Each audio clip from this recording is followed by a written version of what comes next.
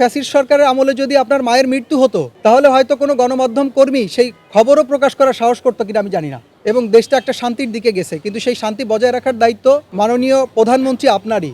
তারেক রহমান করে যারা তসবিহ জব করে, এই তসবিহ জবকারীরাই কিন্তু রাস্তাঘাটে গিয়ে এই জোরপূর্বক টাকা উত্তোলন করে। ওর অবদানে আপনি আজকে দেশে আসলেন, তাদের নিয়ে আপনার কি ভূমিকা হয়েছে এতদিনে?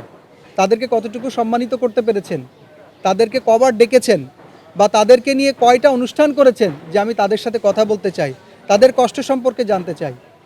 এখনও পর্যন্ত প্রত্যেক দিন আমার মোবাইলে এই ধরনের মেসেজই আসে যে ভাই আমার বাসায় চাল নাই, ভাই আমি ইফতার করতে পারছি না, ভাই আমি বুলেট ইঞ্জিনে আমার শরীর চুলকায়, আমি চিকিৎসা সেবা পাচ্ছি না। তো এই বিষয়গুলো আপনাদেরকে দেখতে হবে। আপনি আরও একটা বিশেষ জিনিস ভুলে যাচ্ছেন।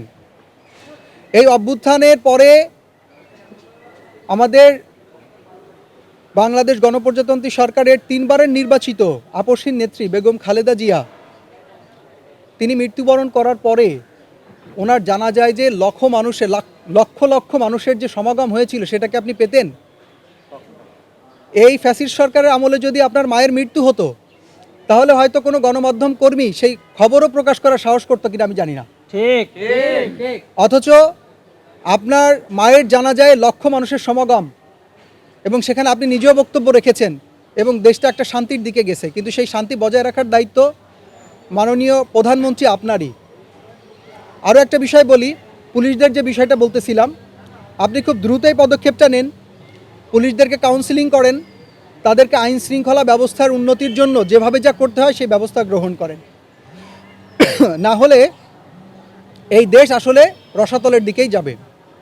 আরেকটা বিষয়, আপনার নামে যারা তসবি জব করে, তারেক রহমান করে যারা তসবি জব করে, এই তসবি জবকারীরাই কিন্তু রাস্তাঘাটে গিয়ে এই জোরপূর্বক টাকা উত্তোলন করে।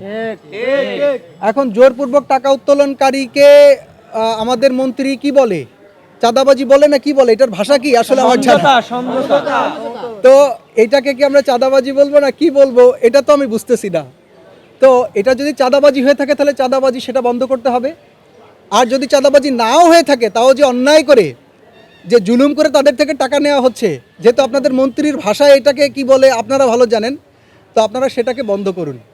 এগুলো যদি বন্ধ করতে না পারেন, বাংলাদেশের জনগণ আপনাদের প্রতি এখন যে প্রতিশ্রুতিবদ্ধ আছে বা এখন আপনাদেরকে নিয়ে যা চিন্তা করে, এই চিন্তায় কিন্তু থাকবে না।